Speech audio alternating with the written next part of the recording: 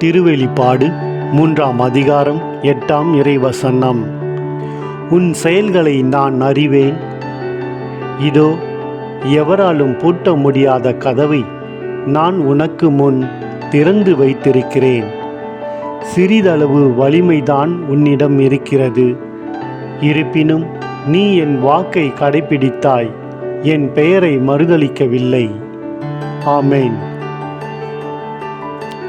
வெளிப்படுத்தின விசேஷம் 3ஆம் அதிகாரம் 8ஆம் இறைவசனம். உன் கிரியைகளை அறிந்திருக்கிறேன்.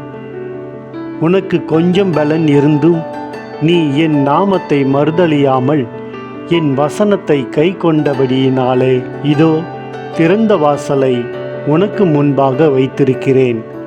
அதை ஒருவனும் பூட்ட மாட்டான். ஆமேன்.